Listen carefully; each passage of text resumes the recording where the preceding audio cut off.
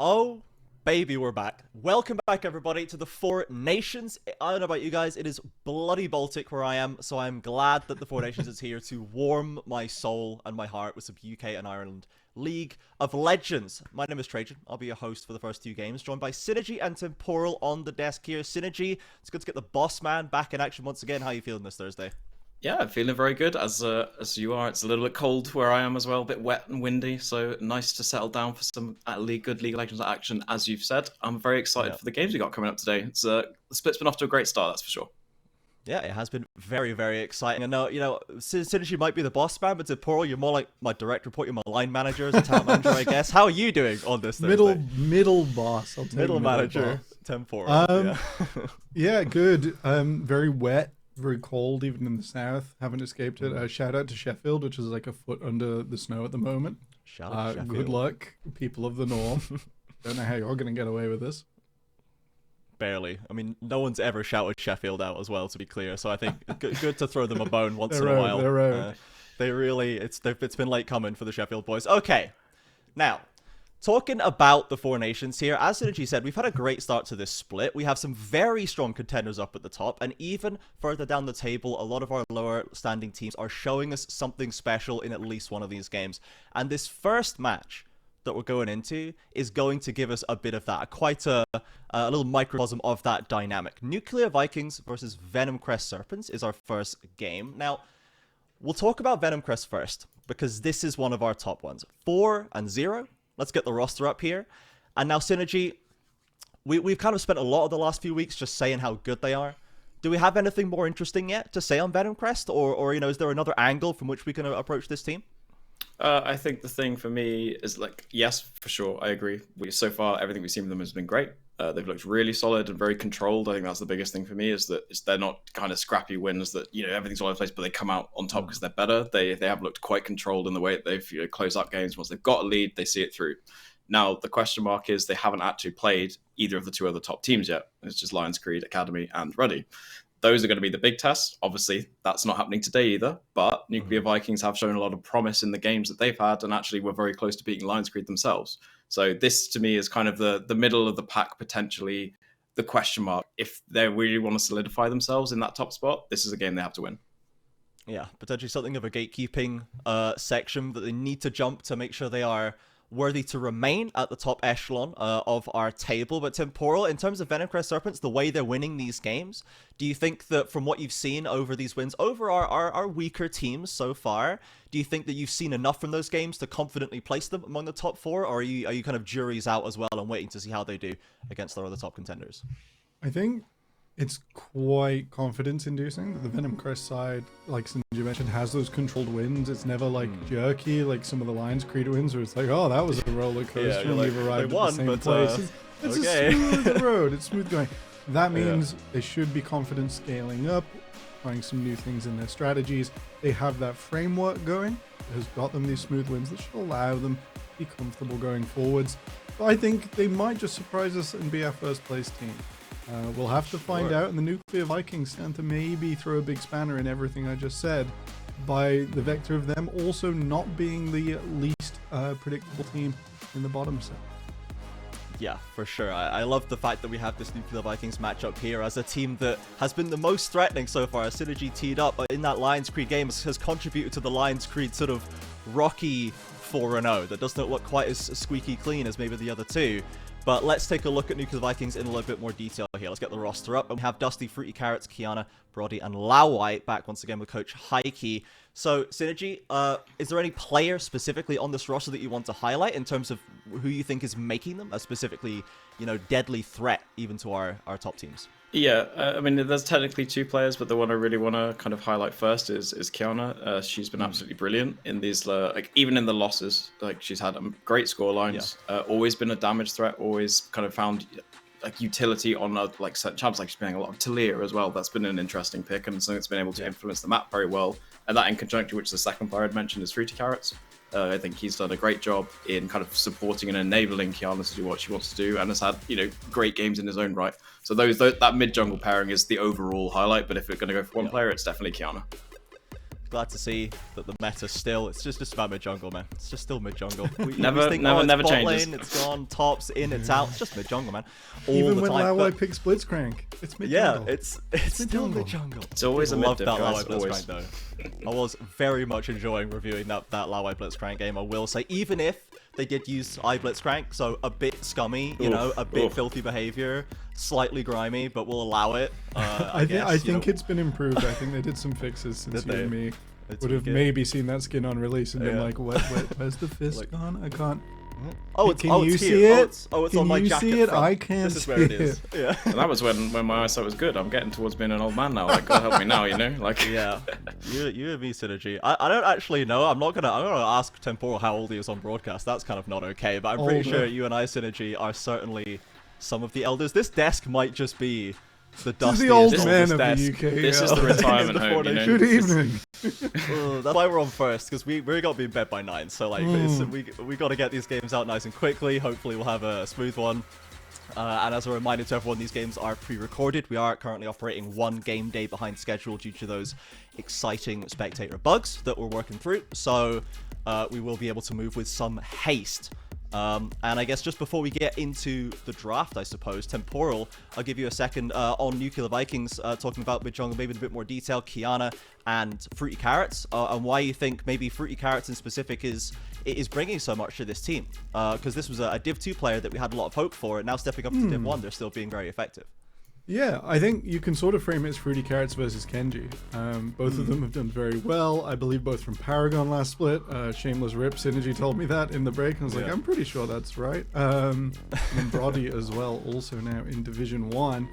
And I think both of these players have stepped up and been proactive in their roles, and that's something, when you are in Div 2 and you're playing well, you get that confidence to go where you want, do what you want. You decide, this is the outcome we need to see in the next few minutes, and you start to execute on it. There's less nerves, and I think especially when it comes to Fruity Carrots in the 2v2 with Kiana together, have had the Talius pairings, they've had kill pressure, and they've executed on it, and that's been the strength of that team so far.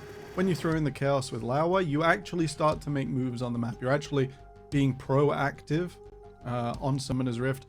And that's a big thing I think we can critique our lower teams for. Sometimes they get a lead and then they'll sit on it and it'll evaporate from underneath them. What I want to see from Nuclear Vikings is take that pairing. So that proactivity, push it through smoothly throughout the game, and they'll start to look a lot more like Lemon Crest? Good lord, it's been a day. Venom Crest, who've done that with Kenji and have the complete package. Yeah. Absolutely. I am very much looking forward to seeing what we get in the mid lane from Kiana. I guess in the mid jungle as well, because we've seen the Pantheon jungle out of Fruit Carrots, we've seen the Talia, and maybe saw the Hui mid in the last game from Kiana, and she was popping heads on that pick at the end of that game. It was a bit filthy, the amount of damage this Hui was doing. So let's see what she has in store for us, and the rest of Nuclear Vikings as well, as they try to take down Venom Crest Serpents. Let's move on to the draft. We'll slide it through in just a moment. It is pre-recorded, as we say, so it's all going to come up together, and the picks will be in pick order, so we'll be able to see how it unfolded. While that is coming up for us, as we see it sliding in right now, the priority still in the bot lane on this first pick. The first pick, Varus, which I haven't actually seen in a hot minute, and the Hui and the Talia both banned away by Venom Crest. So a lot of respect put on Kiana's name onto the Corki instead. Synergy, is there anything else leaping out off the page for you right now? Just looking at I mean, this Amumu is interesting. That's not something we've seen in a long time. I kind of like what they're going for him. Is very much a well-rounded kind of team fighting composition, right, on the side of Nuclear Vikings, but they do have this poke potential with Corki as well. So there's a lot of they have a few different angles that they can play around, right? You know, Ornn's going to be solid in the top lane, just looking to hold, looking to be that long range engage. And you've got loads of different ways to follow up. You've got Bard, you've got Varus, you've got Amumu, and then Corki's there just providing that long range poke damage as well. So they actually have decent siege potential as well. So I really like this composition from Nuclear Vikings. It's just, how is it actually going to play out in effect? Because on the Venom Crest side, you've got some potentially stronger earlier laners like Jason Gwen.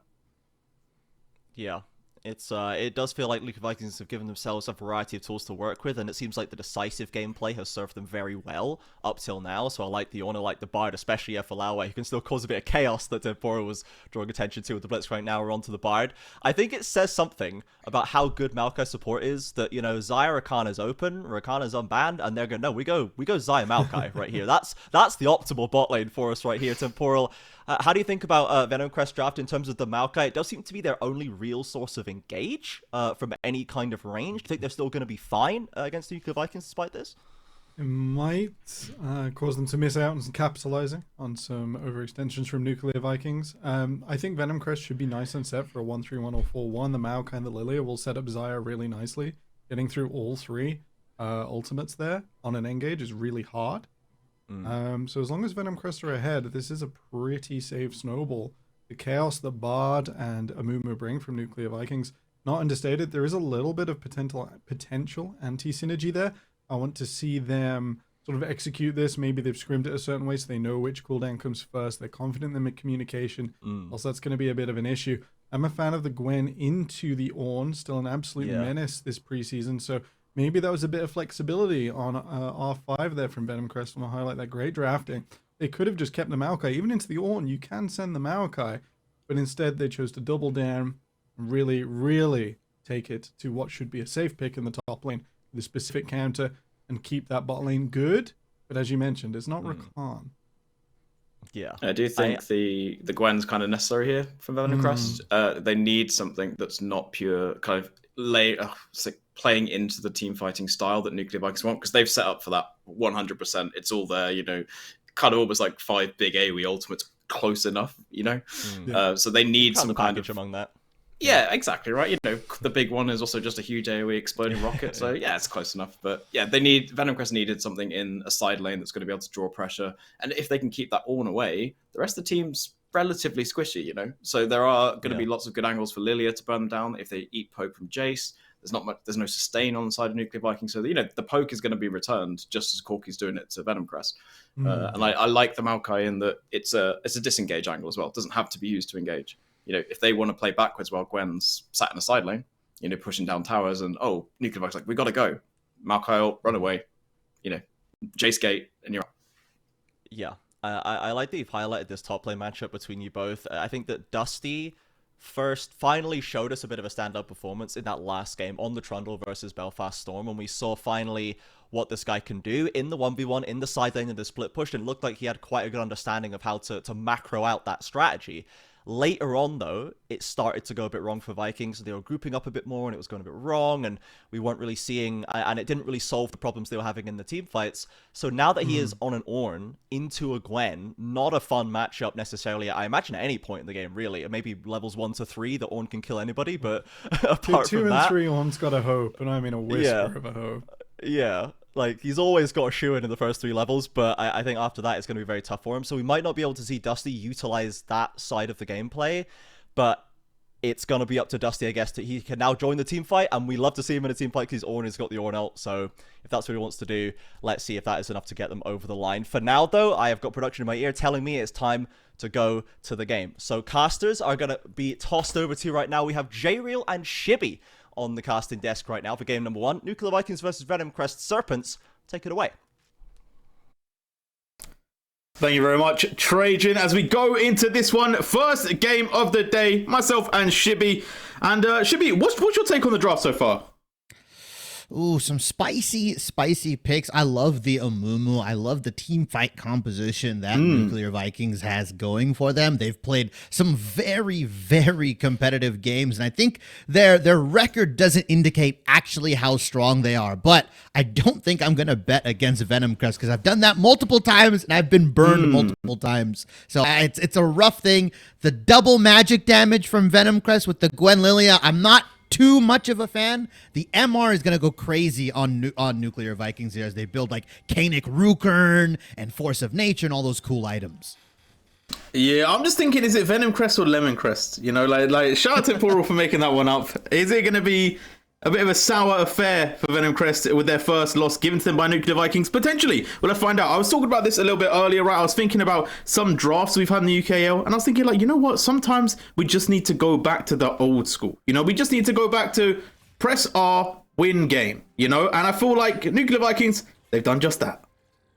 Yeah, but Venom Crest have a very good R button on their side. Maokai has just been rising in the ranks of priority simply because it functions both as an engage and disengage champion. The moment you try to jump in onto Venom Crest composition, Maokai presses R, he presses W, he presses Q, and your whole engage is gone to the wind, right? And then Venom Crest is kiting you out with the Jace, with the Ezreal. So it's really going to be up to this Maokai, specifically Bulbasaur, to really get these engages off. Because we do see a level 1.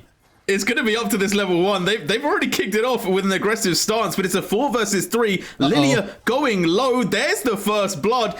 Gifted over to Nuclear Vikings, but can it go their way? Now the return of Venom Crest has come through. And they got a couple back. Neither jungler going to be able to start early on. And we're still not done just yet. Ezreal still chasing them down a freebie. Looking for the kill on Kiana. But she can juke those skill shots. So the missing shot's not going to land. But going to make them late to lane. And I've got to say, a very hectic start, but I don't really know who it favors. Like 2 kills to Venom Crest, and they do get to lane a little bit earlier, but is it enough of a win to sacrifice that start? Oh, I mean, Amumu got the first kill, right? What did he do? He went back to base. He picked up a health crystal. That's all he's going to do with it. You got the kills onto the right people, right? Jace got a kill here. Maokai is going to be a little bit more tankier in lane once he gets his first back off. I think Venom Crest won that, and I like the aggressiveness. You have the Lilia into the Amumu matchup. Contest him on every camp. The Raptors, the Wolves, the Gromp. I want you in his face, up in his grill every second of the match. Yeah, and obviously Lilia going to have that much faster clear speed, right? And Mumu is pretty quick in the jungle, but Lilia notorious for it. So I do wonder how much invading is going to occur. And obviously getting that lead on the mid, getting into lane first will put Kiana behind. And we're already seeing a bit of trading in the bot side though. So Nuclear Vikings, they're not going to go into the night just hopelessly. They are going to start to fight it back a little bit. But the question that I have is, when do Nuclear Vikings really get their turn to shine, right? Because obviously Corki, notoriously dangerous at 3 items. The big ultimates coming out from the tanks. Are we looking mid-game team fight to be their center? I'm going to be honest, that first package timing for Corki, syncing up with his Amumu, syncing up with this Bard and Varus, that first package fight is going to be one of the most crucial ones, at least earlier on for Nuclear Vikings. Because if they can get that package down, they can get the Curse of the Sad Mummy, they can get all this damage and lockdown onto champions like Ezreal, like Jace, who need a little bit more time to ramp up with the tier items. That way they can put themselves in a position where, okay, we can be in the lead, we can get things going, we can start these objectives a little earlier while Venom Crest are still taking time to scale. Although Jace putting the hammer down on Corki right now. Yeah, the Kiana though able to trade back. Low mana on the Jace, not going to be able to land that last shock blast. And now has to just walk away. Is Kiana now going to get a little bit of control in this lane? And right now junglers quite happily just farming up, right? A little bit late on the timers, right, due to obviously that first fight. And I do wonder how that's going to set up in terms of things like grubs, right? Because we've got Lilia going onto that bot side, but Holdy playing around, trying to even look for some camps on the side of Fruity Carrot. But it's Fruity Carrot on the flip side of this, but could potentially lead that into going for those bot lane ganks, that mid lane gank that would aid their team so much more than potentially going for those neutral objectives. I mean, Lilia has so much setup right now for this bot lane. You don't have to pay attention to the top lane. Gwen is in such a favorable matchup into the Horn. As long as she's playing safe, she's playing around the vision, Kenji Gua should be completely fine in that lane and become a side lane threat come 2-3 items. Playing for this Ezreal, playing for this Maokai that has that lockdown for Bartholdi to get him a little bit farther ahead, to get him ramped up into those crazy Lilia power spikes. That's where they should be playing. I think both teams arguably will be trending towards that bot side. Okay, well, we'll have to see it. Obviously, right now, Kenji having a bit of a good time. I feel like Gwen is still a menace that isn't talked about enough, right? Especially to those tanks. But we'll see how that plays out later on, because obviously there is also that dodging of the Maokai ultimate that could become a little bit risky if they play around it really, really nicely. But Grubs, it's up, it's on the table. We've already seen Bulbasaur move up to the top side. It is very much in Venom Crest's favor. And a freebie either just backs off from this turret as he does spot them out trading the dragon here. So Grubs going over to Venom Crest here, and I don't know what side you trend on, J-Real, but I'm very much a Grub enjoyer. I love the objective. I love the fact that you can put some more power into your side lanes. It makes your split push threats, in this case both the Jace and the Gwen, that much more powerful. God forbid you leave them in a side lane for more than a couple of minutes. Your tier 1, your tier 2, and your inhibitor might go down in that time. Well, talking about going down in that time, Ornn could be going down, gonna have to flash away, but there's the chase, they're going straight for it. Kenji gonna pick up that first blood. We talked about Gwen being a problem, they've already started, and in terms of whether I like Grubs or not, well, I'm gonna hit you with the propaganda statement, okay? So I'm a top laner these days, right? I've moved up this season. So for me, yeah, Grubs is everything. My jungler needs to be topside for 90% of the game just to secure the Grubs, because without the Grubs, you will lose the game, and that's my take on that one. I think it's proper propaganda you're speaking here. Dragons are overrated. Grubs have taken over here. And I think despite that roam up coming out from Bulbasaur, a freebie's in a fine spot. They're actually up in CS as that kill almost happens. Rookside has been playing with fire and has been getting away. Kiana has just been playing so well. Even in the losses, she's been playing really, really well in this mid lane. And to shove out a Jace like that on the Corki takes some real skill. I'm just saying, if that was done low that lived on that much health, we're getting a doctor rant about it. Rookside, some call it calculated, some call it lucky. I feel like Kiana, she almost got that kill. A little bit of a sad one for them. But pressure is being put on that mid lane, and we're getting more because here's the gank. Lilia Bartholdi with Bulbasaur setting up and punishing Kiana for not going back to their tower. A snap trigger, right? The flash W immediately saying this is not your safe space, as Kiana does end up giving a kill over, and that one goes over to Bartholdi. Again, Lilia with these kills, once she starts ramping up, getting to that 1 to 2 items, she can become a menace in these team fights, especially into Amumu and Ornn, who are so much shorter range than her. Interestingly enough, Venom Crest have to come out to about like a 700 gold lead here, and that's just based off their lanes playing mechanically very well, right? Top lane getting the solo kill, both support and jungle roaming together. They're just kind of one step ahead of Nuclear Vikings, which can be a problem as now Amumu for the gank. Just slightly missing there on that connection, but Gwen now trying to fight this one out. The needlework not doing enough damage as of yet, but trying to snip and Amumu living. Is it gonna be enough? One more with the tower. Oh, she gets it as well. Kenji still gets the kill in the 2v1. Unreal scenes in the top lane. And I was gonna say, okay, Nuclear Vikings, they're starting to make plays happen, but Venom Crest still coming out on top. You remember when you asked a couple minutes ago, is Gwen still a menace? Is she still very, very strong? That point just proves it right there. With just a mask in hand, she's allowed to 2v1 these tanks, and probably two of the worst champions to duel this Gwen, right? Big, meaty boys as Lilia's fancying themselves an invade here onto the red buff. And we talked about Nuclear Vikings, right? Not deserving the 1 and 3. They're playing a lot better. Venom Crest being a calculated team. And I feel like we're not going to get that answer of do they deserve more right now, because Venom Crest are just taking the game away from them. They're not allowing them to play the game. From minute 1, they've been putting on that pressure and they're not slowing down. Now, I will say Nuclear Vikings, they have a lot of tools going into this mid game. It's still early doors, 600 gold between the two teams and 1 dragon to their name as well. But things are looking very, very Venom Crest favored in my opinion. They're having the tempo, they're having the power, and they're really pushing that pedal. But I do wonder what's going to happen when we get second grubs, when we get those later dragons. Are the objectives going to favor? Because we heard the devs talk about playing a 1-3-1 for Venom Crest. It's a little bit more tricky, and that 5v5 very much favored for Nuclear Vikings. Yeah, and it's not even the thing about Nuclear Vikings not deserving 1 and 3 necessarily. It's the fact that Venom Crest is on the door proving, yeah, we're a real 4-0 team. Like, we take care of these kind of low-win teams easily, quickly, right? We put the pressure on and we make sure that they don't get a say in how they want to play the game here. And yeah, like you mentioned, that 1-3-1 going to be so much more important for Venom Crest to execute on, especially if Nuclear Vikings doesn't decide to deny this 5 to 6 grub mark. That's where it gets really tricky, because now Nuclear Vikings are going to have to index into these dragon stacking situations. And if you're stacking dragon against champions like Jace, champions like Ezreal, they love it when you funnel into the dragon pit. They get to free fire on you daily here, while all the meanwhile Gwen will be splitting. So I want to see how Venom Crest is actually going to handle Nuclear Vikings come these team fights, because whether they want to or not, they're going to have to fight them 4v4 or 5v5. Yeah, and I feel like my heart is like, I want them to play for this grubs. I want them to try and take 2 so they don't allow that potential that split push could have, right? When you have those towers with the grub buffer as well, it's just so much potential on that split push that will just set up Venom Crest so well for success.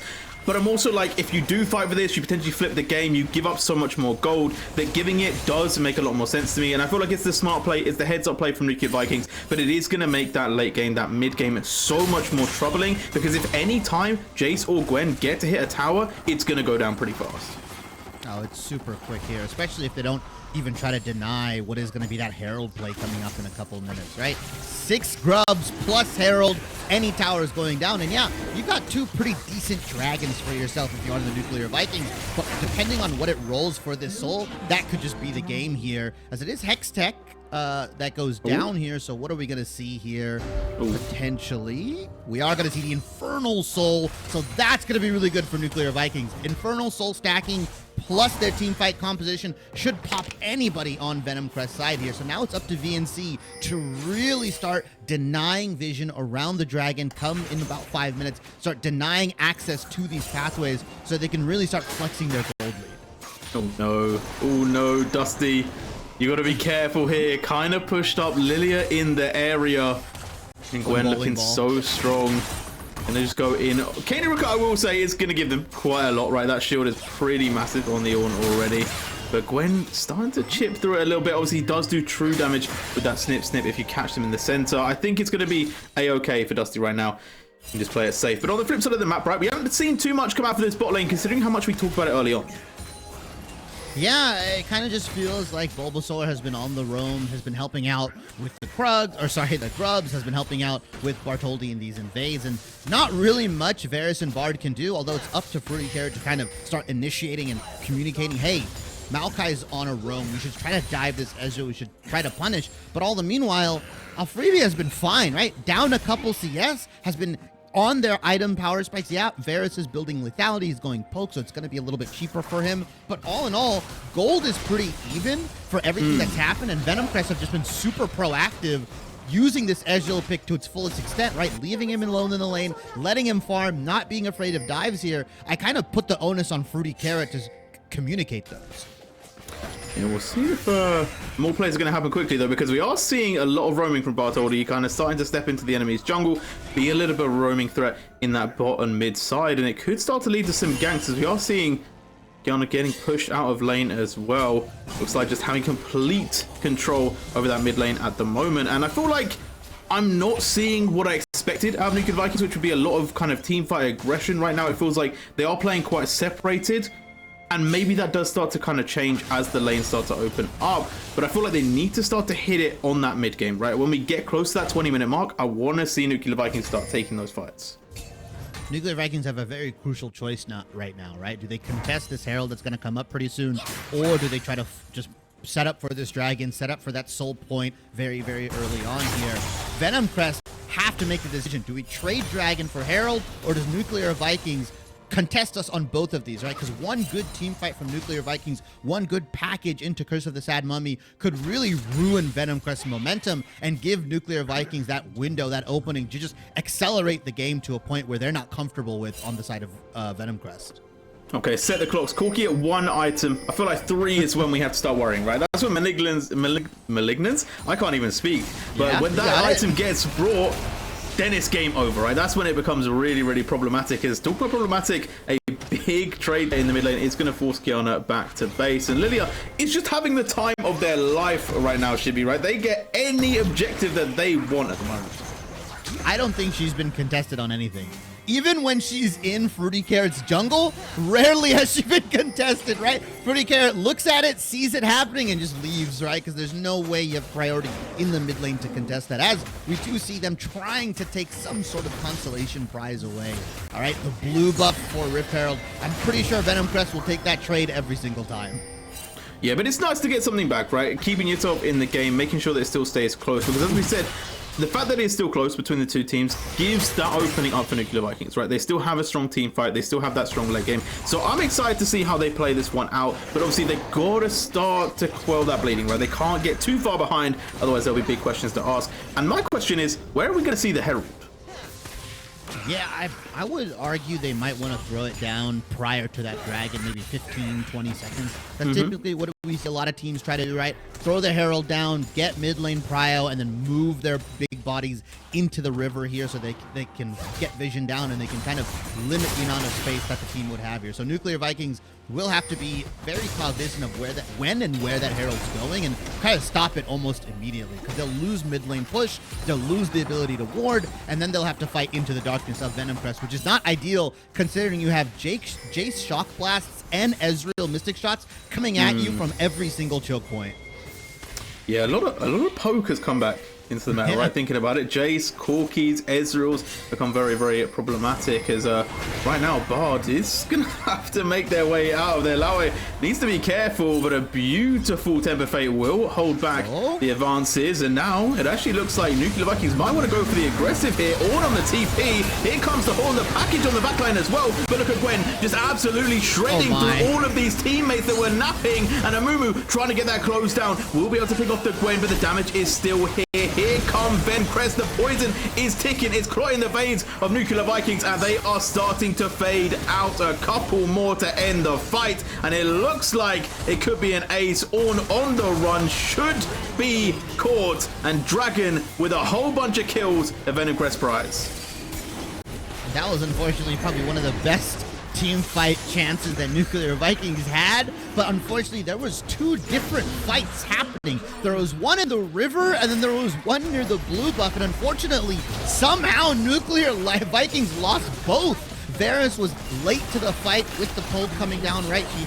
He has the Youmuu's Ghostblade, wasn't able to get any of the piercing arrows down, couldn't get any damage onto the Gwen, and you saw Lilia and Gwen just rip through the Nuclear Vikings front line. All the meanwhile, the Corki and I believe the Bard just went down near that blue buff. Venom Crest were very, very prepared to take that fight on, and because Brody was so far behind and because they were so late to the fight, by the time they entered, it was too late. Venom Crest had already killed off anybody that they needed to and were just collapsing on the rest. Yeah, and obviously a major sleep coming out. The lullaby was sung. A few people on Nuclear Vikings got caught, and then when you have Gwen in your face and you can't do anything to do about it, well, it's easy to get cut off. You know, you're gone, you're separated, and it just started off very, very well for the side of Venom Crest. And I feel like it was almost a little bit of a scramble from Nuclear Vikings, right? They were kind of caught out, then they were thinking about going in, then the Ornn TP came on top, and I feel like if they were just there as a cohesive unit, maybe that goes a little bit better. But Shibby, what are the chances of them having another opportunity like that? Because now they're a lot of gold behind. I mean, Venom Crest might throw it, right, with Baron coming up. Ooh, nice. Ooh. Nice. Can't have Corruptions, even better cleanse coming out from a freebie. But yeah, it might be around this Baron if Venom Crest want to tempt fate in the next minute and a half, right? As we do see potential top lane Ornn. I don't think he's in a safe spot. Although Ornn is pretty tanky. He's got he's pretty as well. tanky guy, yeah. He should be able to walk out of that one, but I do agree with you, right? Baron, a big poignant change point, and also it tests how clean Venom Crest can be, right? If they are going to slip up, this is a good opportunity for Nuclear Vikings to get back in the game. But obviously, so far, Venom Crest been pretty crispy with it. We'll see if they do overstep at all, because it feels like Venom Crest from minute one have been applying pressure and they are not stopping anytime soon. Look at the jungle. Amumu going to have to use the curse to get away and will just about survive, but having to run again, limiting the options of Nuclear Vikings teamfight. Yeah, and it sucks because you have to use your engage and pick tools, right? The Amumu ultimate, the Bard ultimate. Defensively, you lose all sort of initiative. You lose all sort of meaning to try to go for these team fights. No. Oh no, the sleep, the stun, the root, it's all too much. And that's another kill with another tower. And Venom Crest, they're just making every single pick that they get worthwhile. They get a tower, they'll get a dragon, they'll get some more platings, they'll get an objective, and every single time they're turning one small advantage into a major win. Yeah, and that play was just based off the fact that Nuclear Vikings, they just had no more juice, right? They didn't have the Bard ultimate, they didn't have the Amumu ultimate. There's no way they could have defended from that. They were a little bit too much in love with that tier 1 turret. I would have let it go if I was them, considering everything that was happening. But because Nuclear Viking lose all of these tools to start team fights and dictate the pace of the game on their terms. Venom Crest is just allowed to just take turn after turn after turn without really any counterpunch and punishment, because Nuclear Vikings is just finding themselves in really, really bad positions. Venom Crest is using their ultimate advantage, using their summoner spell advantage to create these openings, to create these advantages. Oh, Kiana gone for the Malignant second there, so getting a little bit more tempo on that one. Should hopefully start to see that start punishing the side of Venom Crest, as they are just controlling this top side, starting to set up for Baron as well. And it makes me ask the question, do Nuclear Vikings kind of play for this? Do they push? Because at the moment, we talked about them being a 5v5, right? We've got the split push already happening with Kenji in the bottom side. We've already got Rookside in the top side. Is it a collapse angle? Like, how do they kind of get out of this situation? I mean, they've got to hope that Venom Crest start this Baron and that Kiana and Brody can just land a lot of their poke, right? The rockets, the piercing arrows, just to kind of push them off of this. Because if this game does go a little bit later, Nuclear Vikings have the ornaments, they have Corki, they have Varus, right? They've got some scaling power within them. Realistically, Venom Crest, yeah, they have the Ezreal, they have the Gwen, but eventually Nuclear Vikings should just be able to mitigate some of this gold lead with their late game ornaments, with their late game items, or late game champions like Corki here, and really get some big rockets down. It's just how many objectives can they afford to give, right? Are they going to give another Inferno? Are they going to give 2 more potentially here? All they realistically have to do is stave off the Baron from Venom Crest until it hits 30 minutes, and that's where you can get maybe your dream scenario team fight. I'll be honest, if Venom Crest get the Baron, they're in the red zone. You know, it's game on for them. Lilia, though, caught out here, could be in trouble, although trying to go for a big sleep, doesn't manage to land it, and it's taken down. Tempted Fate going to catch out 1-2, and Israel is able to dash out, but here comes Gwen. You've got to watch out. Kenji is in the backline, looking to cut people loose, but the one they're chasing down will find one, but can they get more, as we are seeing members getting wrapped up. Venom Crest trying to survive, they're dodge, duck, dipping and diving, but they're not escaping the side of the Venom Crest Serpents. They are just coming through too strong, and Nuclear Vikings get swept once again.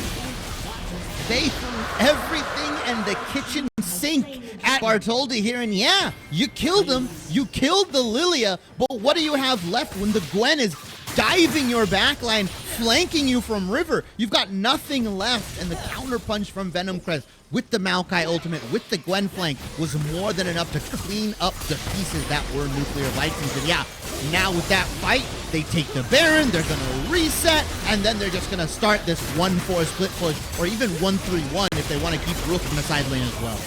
And I would not be surprised, right? The 1-3-1 is looking so strong, because who can take on Jace? Who can take on Gwen? Apparently no one, because she just got a quadra kill. So it's a sentiment where it's going to be a very, very difficult hold. And I feel like if Venom Crest keep to this playstyle that we've narrated for them, right, of being very clean, being very clinical, this 1-3-1 should just go down perfectly, and I can see the game ending very soon. Oh yeah, I mean, you've got 2 item power spikes on Kiana and Brody, but it might just be too late. Baron plus the siege potential with Jace and Ezreal could be too much to handle. You've got a decent amount of weight there on Nuclear's side, but it just feels like it's desperation at this point, right? They're down nearly 10,000 gold. The team fight tools that they have with this Amumu, with this Ornn, are just not hitting. They're not landing on the right people. The Gwen, the Ezreal. They're going for Lilia, they're going for Maokai, which if you're on Venom Crest side, you'll happily give their lives over to get more damage done from your Ezreal and from your Jace. I feel like Venom Crest are just like a Hydra, you know, like every time they take a bit of damage, they just get stronger. And it's like, well, what's the top level for them? Because I feel like they've just been improving week after week after week, and I'm a little bit worried about how good they're going to get in playoffs. But right now, back into this game, another tier 2 taken in the top side. Look at it! Look at the Gwen! Kenji does not care. They're like, oh, you're here? Okay, fine. I'll still just take this tower. And they're going to keep pushing. They can keep being aggressive. Mid tier 2, the last one standing. And Baron, it's still a minute and a half left on the buff. Yeah, I mean, it was almost comical when we saw Kenji get this like free lane, right? Gwen into Ornn, he must have been salivating at the mouth, right? Because this is a matchup, if you're the Gwen, you can dominate very early on and you can just keep the pressure going here. And when your team is winning the rest of the map, when you're getting a couple kills here and there, it just becomes unstoppable. And this is a desperation attempt for Nuclear Vikings. Here we go, buttons are being pressed. There's the Ornn Horn coming through, and Mumi trying to get in deep, but Maokai just holding the line, not letting them in, and the curse is down. down, but no one can get close. No one could put out damage. And once again, Venom Crest walk away winning.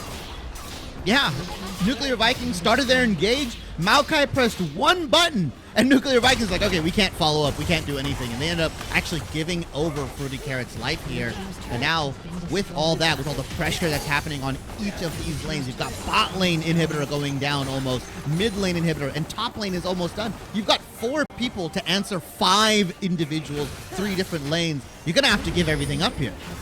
Inhib 1 down. Are we going to see 2 and 3? That's the second secured. It looks like the third might fall. It looks like they might even just go for the Nexus here. I think they are going to play it smart and back away. Baron's running out as we do see the catch on Bartoldi. Potential kill here. I think this one is going to be secured, but it's consolation. You know, what are they going to get from this? A minute and a half before we even see the next dragon. Venom Crest are happy. 3 inhibs secured, a whole load of turrets, a whole load of gold. They're now 13k ahead, and they've got a minute before this next Drake. Yeah, they'll probably just pick up the dragon. They'll make sure their lanes are shoved, and eventually they'll just walk in with double supers across the board here. They've recalled back. Let me just look at the gold leads across the lane. 3,000 for top, 3,000 for mid. It has to be a humongous comeback from Nuclear Vikings. They have to get the dream team fight scenario 5 times in a row before they can legitimately make a comeback here. I don't even think Venom Crest can realistically throw under Nexus turrets.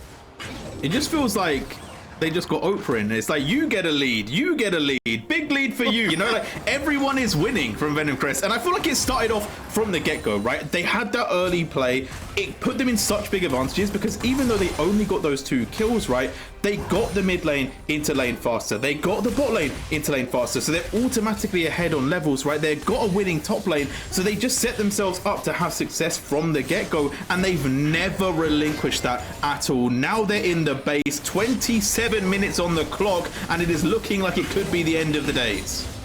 Oh yeah, they're just gonna walk everything in, right? They're gonna get peppered with the J Shock Blast, the Ezreal Mystic shots here, and God forbid you want to engage, because Maokai just has a really good disengage button. So eventually they'll just whittle you down. They'll probably try to wait for the Baron in a minute and a half because of the wave clear that is so powerful on Nuclear. I don't know where that Ezreal ultimate went. I think it was for the wave clear. I looked at it, there was a wave down there. I was a little bit like, hey yo, really? You missed there, brother? But either way, we're going to see the push. Waves are coming in, and look at the Mystic shots doing so much damage. Nice flash from a freebie will get them away from the Tempered Fade, but Varus as well. The damage raining in. It feels like I'm watching 300. The sky is being blocked out by skill shots right now as they are charging onto these final 2 towers, and there has to be a play coming out from Nuclear Vikings, and here it is, a big stun from the Amumu, but the Ornhorn only catching out 1, but is it enough? Ezreal down immediately, but they have to think about the Gwen, they have to think about the Lilia, because here comes the scary members of Venom Crest. They're stepping forward, they're looking for kills. Varus half HP, and they're having to hide behind these towers. It is a 4v4, they managed to get 1, but they've used everything so far. Can they hold on? They're getting peppered below these towers, but they are still staying standing. They are still strong and still holding on for a little bit longer, but Gwen is ready to start to end this. The tower is crumbling. Do they have a fight? Bard caught out as the tower falls. They will be able to stand a little bit longer, but back again comes Venom Crest. 2 towers down. Nexus only thing alive as a Mumu gets caught out, and the pressure is relentless. Venom Crest potentially looking for the end here. The minions might just do it themselves. TP coming back in, Shibi. They are looking for it right now. No. Gwen to chase them off. The play is there. Don't go too far under the fountain, but they should be able to clean this one up as Corki comes out. Kiana might be able to change this all around. Do they have the damage? The Nexus is falling slowly, but surely someone just hit it. I'm pretty sure everyone on Venom Crest was saying hit the Nexus, but nobody was following the call. After 2 minutes of back and forth in the base, amazing play from Venom Crest. They had full control from minute 1 to minute 29 here. It felt like Nuclear Vikings was always on the back foot. They could just never, ever do anything. Venom Crest were just so constricting. It was a bit suffocating to watch. Absolutely unreal from Venom Crest, right? I said they were getting stronger and stronger. This is their best performance I've seen them play, all split long. commiserations for Nuclear Vikings, because I feel like they've been such a good team. They have such high hopes, and I do expect big things from them in the coming weeks. But today was not your day. Not at all. And Venom Crest proved why they're a 4-0 team, right? Proved that when they face off against these teams that are lower in the standings, they'll just be like, okay, we'll take out the dirty laundry, we'll take out the trash, we'll do it very, very quickly here. And you got into a farming war with Lilia as a Mumu. You got into this game where you're not on the proactive end, where you're not dictating the pace. Venom Crest are more than happy to kind of take that and just run with it. No, indeed they are. We saw it. They got a small lead from the get-go. They just keep going. No break, no stopping. And Shibi, I gotta say, are you a ventriloquist? Because you were drinking water when you were making some of those points. But either way, we're gonna get a little bit more of that one. I'll let the desk answer that question as well, as we're gonna throw it back to Trajan. Thank you very much, J-Real and Shibi. I can confirm Shibi is a ventriloquist. I've cast with him on the CV Law English, and he is a magician, for sure, and can drink while speaking. It's very impressive. Equally as impressive was the Venom Crest win over Nuclear Vikings. We just saw a powerful mid-game composition with the Jace and the Ezreal, got there when they needed to, and looked very confident in their execution of those plays, though Nuclear Vikings were fighting back in the early stages. So Temporal, in terms of the vision that we had for Nuclear Vikings and what their comp can do versus what we know the Venom Crest can do, I think one thing I want to focus on here, something you were speaking about in that early game while we were watching, is the difference in priority between jungle objectives between these two teams. And just to talk to us a little bit about that and what you think is influencing those decisions and how you think that affects the game following on. So, Season 14, Herald pushback, Grubs now alternating with First Dragon. You kind of have to have a choice. There's always a cross map. Venom Crest took the Grubs, makes a lot of sense. Gwen's out there trying to bat plates down, Jace much the same. Gives them that sort of opportunity to go that way in late game even more effectively. Grubs are a little bit stronger still in my mind. We've seen a lot of teams in competitive move back towards First Dragon being their choice, so they don't have to fight at the Grubs. That's great, but in this game we gave over 6 Grubs, and Mumu wasn't in position. Both lanes were always slightly pushed in towards the Vikings, so he wasn't able to step up. There wasn't a greater setup that I feel maybe there should have been, where he could have gone through mid, burn Jace Flash, and escort Corki in too, especially the second Grubs, to contest that objective. And despite giving that up for free and getting the first 2 dragons back over, after that the dragons immediately go Venom Crest way because there's no cross map. Yeah, it was a smart decision by Venom Crest that we could see the payoff very directly, right? Once they got that lead, the towers were just melting before them, and that lead kept on growing, and we have now seen them take that decisive win that shows us that they're not necessarily just bullying weaker teams. They have stepped up to one of our more impressive teams. Nuclear Vikings are now 1-4, but they definitely still, I think, don't necessarily look like that's a true representation of their value. But let's take a look at a little replay of a fight about 15.5 minutes into that game. The first point where this game really went wrong for the Nuclear Vikings. Synergy, why don't you talk to us through this play? Yeah, so obviously third dragon, but it's the first one that's really going to be contested by Venom Crest Serpents. As you see there, the Bardol is used very early to get Lao Wei out, and that's critical to the team setup. The Corki package is nice, but Corki's on her own here. There's no one able to follow up because Gwen is in the back line, got a great flank off, and at this point in the game, I think was 2-1 before this fight, and was just on a huge power spike already compared to everyone else in the game. You know, Corki's not finished items, Varus hasn't finished items, and no one is able to kill her.